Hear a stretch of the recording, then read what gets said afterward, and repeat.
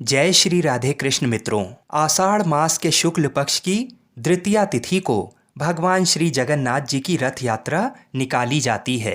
वर्ष 2023 में भगवान श्री जगन्नाथ जी की रथ यात्रा 20 जून दिन मंगलवार को निकाली जाएगी। इस दिन भगवान जगन्नाथ जी, बड़े भाई बलभद्र जी और बहन सुभद्रा की मूर्तियां 3 रथों में बैठकर गुंडिचा मंदिर की ओर जाती हैं। उस समय ऐसा प्रतीत होता है मानो 3 विशाल भव्य मंदिर ही अपने भक्तों से मिलने के लिए निकल पड़े हों। रथ यात्रा में जाति, धर्म, वर्ग व भाषा के बंधनों से मुक्त होकर संपूर्ण समाज आपस में एक हो जाता है, क्योंकि दारू ब्रह्म जगन्नाथ जी समन्वय और एकता के देवता हैं। सभी वर्ण इनकी पूजा के अधिकारी हैं। भगवान जगन्नाथ जी की रथ यात्रा उत्सव अनेकता में एकता के दर्शन कराता है, जिसमें संपूर्ण भारत एक ही तार से झंकृत होता प्रतीत होता है। स्कंद पुराण के अनुसार भगवान ने राजा इंद्रघुम्न से कहा था कि उनका जन्म स्थान गुंडिचा मंदिर उन्हें अत्यंत प्रिय है, अतः वे वर्ष में एक बार वहां अवश्य जाएंगे। इसलिए भगवान जगन्नाथ जी से यात्रा के लिए निवेदन करते समय ये कहा जाता है कि प्रभु, आपने पूर्व काल में राजा इंद्रघुम्न को जैसी आज्ञा दी है उसके अनुसार रथ से गुंडिचा मंदिर के लिए विजय यात्रा कीजिए। आपकी कृपा दृष्टि से 10 दिशाएं पवित्र हों, सभी प्राणियों का कल्याण हो। आपने ये अवतार लोगों के ऊपर दया की इच्छा से ग्रहण किया है, इसलिए आप प्रसन्नता पूर्वक पृथ्वी पर चरण रखकर पधारिए। रथ यात्रा उत्सव मनाने का दूसरा कारण द्वापर युग से जुड़ा है। एक बार द्वारिका में सुभद्रा जी ने अपने भाई श्री कृष्ण से नगर देखने की इच्छा व्यक्त की। श्री कृष्ण जी और बलराम जी ने अपने रथों के मध्य में सुभद्रा जी का रथ करके उन्हें नगर दर्शन कराया।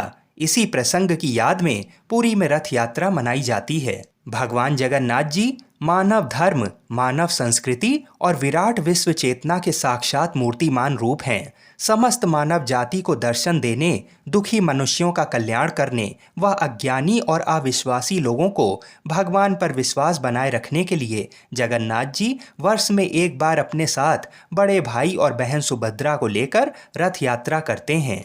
भगवान रथ यात्रा से यही संदेश देते हैं कि यदि इस शरीर रूपी रथ पर श्री कृष्ण को आरूढ़ कर दिया जाए तो कंस रूपी पाप वृत्तियां अपने आप समाप्त हो जाएंगी और शरीर और उसमें स्थित आत्मा स्वयं दिव्यता धारण कर लेंगे। भगवान श्री जगन्नाथ जी की रथ यात्रा को पतित पावन महोत्सव के नाम से भी जाना जाता है, क्योंकि कलयुग में भगवान जगन्नाथ जी का प्राकट्य उन पतित जीवों का उद्धार करने के लिए हुआ है जो उनका दर्शन नहीं कर पाते हैं।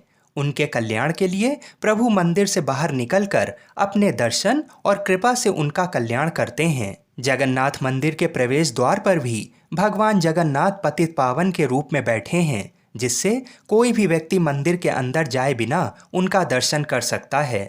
भगवान जगन्नाथ जी की आंखें बहुत बड़ी हैं। वे रथ यात्रा में उपस्थित सभी श्रद्धालु भक्तों पर कृपा दृष्टि डालकर उनके पापों का नाश कर संसार से उद्धार कर देते हैं, इसलिए भी वे पतित पावन कहलाते हैं। रथों पर विराजमान भगवान जगन्नाथ जी, बलभद्र जी और सुभद्रा जी के विग्रहों को छूने का भक्तों को सौभाग्य केवल रथ यात्रा के दौरान ही मिलता है।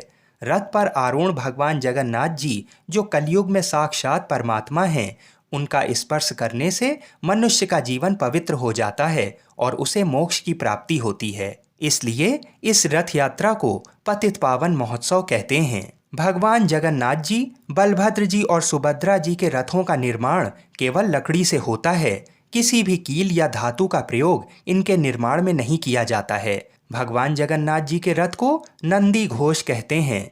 भगवान जगन्नाथ जी का एक नाम पीतवास है, इसलिए इनका रथ लाल पीले कपड़े से सजाया जाता है।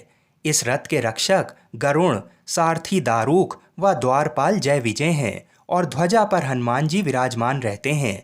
बलभद्र जी के रथ को ताल ध्वज कहते हैं। बलभद्र जी का एक नाम नीलांबर है, इसलिए इनका रथ लाल नीले वस्त्र से ढका रहता है। इस रथ के रक्षक स्वयं वासुदेव हैं। रथ के शिरोभाग में अनंत नाग और रथ की रज्जू में वासुकी विराजमान रहते हैं। बलभद्र जी के रथ पर हल की ध्वजा रहती है। सुभद्रा जी के रथ को देवदलन कहा जाता है। सुभद्रा जी का रथ देवी का रथ होने के कारण लाल काले वस्त्र से आवृत रहता है। इस रथ की रक्षिका जय दुर्गा हैं। स्वर्णचूर्ण नामक नाग इस रथ की रज्जू बनते हैं। इसके सारथी अर्जुन हैं। ध्वजा पर त्रिपुर सुंदरी विराजमान हैं। इन्हीं विशालकाय सुसज्जित रथों पर तीनों मूर्तियों को विराजमान किया जाता है, जिसे पहंडी कहते हैं। पहंडी के बाद पुरी के राजा प्रथम सेवक होने के नाते सोने की झाड़ू से प्रतीकात्मक रूप से रथों को बुहार कर चंदन छिड़कते हैं। इंद्रदेव भी प्राय मेघ वर्षा कर मार्ग में छिड़काव कर देते हैं। ये भी एक बहुत बड़ा चमत्कार है। काठ के पहियों के विशाल रथ अपार जन समुदाय के कंधों पर धीरे धीरे चलते हैं। खींचने वाले रस्से पर हजार हजार बाहें गुथी सी जाती हैं। बड़ी धूमधाम से रथों को सैकड़ों लोग खींच खींच कर गुंडिचा मंदिर तक ले जाते हैं। गुंडिचा मंदिर भगवान जगन्नाथ जी की मौसी का घर है।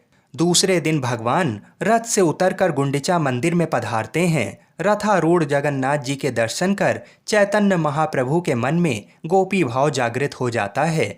वे स्वयं को गोपी मानकर रथ पर बैठे जगन्नाथ जी को श्री कृष्ण समझकर नृत्य करते हुए भाव विभोर हो जाते हैं और रथ की रस्सी खींचते हुए बाएं चेतना खोकर बेसुध हो जाते थे। भगवान जगन्नाथ जी रथ यात्रा से लेकर वापसी यात्रा तक यानी आषाढ़ शुक्ल द्वितीया तिथि से लेकर 10वीं तिथि तक गुंडिचा मंदिर में रहते हैं। राजा इंद्रघुम्न की रानी गुंडिचा के नाम पर इस मंदिर का नाम गुंडिचा मंदिर हुआ। इसी गुंडिचा मंदिर में विश्वकर्मा ने भगवान जगन्नाथ जी, बलभद्र जी और सुभद्रा जी की दारू की प्रतिमाएं बनाई थीं, जिन्हें राजा इंद्रघुम्न ने प्रतिष्ठित कराया। इसलिए गुंडिचा मंदिर को ब्रह्मलोक या जनकपुर भी कहते हैं। आप सभी को भगवान श्री जगन्नाथ जी की रथ यात्रा की हार्दिक शुभकामनाएं। बोलिए श्री बलभद्र जी की जय, बोलिए श्री सुभद्रा माता की जय, बोलिए श्री जगन्नाथ भगवान की जय। जय श्री राधे कृष्ण। हर हर महादेव।